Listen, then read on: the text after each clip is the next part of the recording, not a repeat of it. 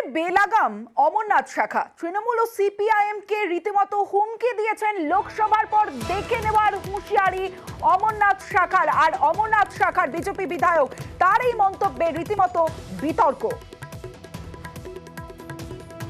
এখন সিপিএমটা চলছে তৃণমূলের পয়সা, আর ঠেঙাতে গেলে এদিকে আগে ঠেঙাতে হবে, কারণ এরা হচ্ছে দেশদ্রোহী। 24-এর বিধানসভার লোকসভার পরে আপনারা কে কোথায় থাকেন সেটাই হবে আমাদের চিন্তা। আপনাকে আমরা বলে দেবো যে নিজের নিজের মুরগিকে নিজের মতন সাইজ করে আপনারা খেতে শুরু করবেন, কাউকে রেয়াত করবেন না।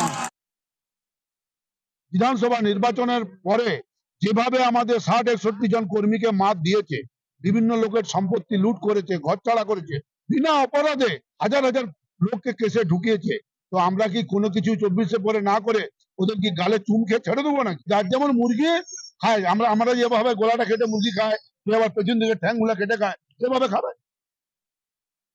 ভোটে জিতেছে, ভোট কেটে যাওয়ার ভয়ে এইসব মন্তব্য করছে কটাক্ষ তালজাংরা তৃণমূল বিধায়ক অরূপ চক্রবর্তীর।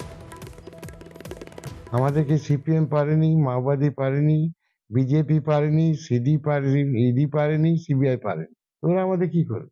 এটা বাচ্চা ছেলেদের মতো কথা। অ্যাকচুয়ালি হচ্ছে ওরা সিপিএম এর ভোটে জিতেছিল, এখন জ্বালা লাগছে যদি ভোটটা কেটে যায় তার জিতবো না, তার জন্য যা পাচ্ছে আবল তাবল বুকে বেড়াচ্ছে। সিপিএম কে মারধরে কথা বলছে, আবার ভোটের আগের দিন চুমু খেয়ে বলে ভোটটা দিয়ে দেয় আমাদের। পাল্টা বিধায়ককে সাবধানে থাকার নিদান সিপিআইএম নেতা অভয় মুখোপাধ্যায়ের।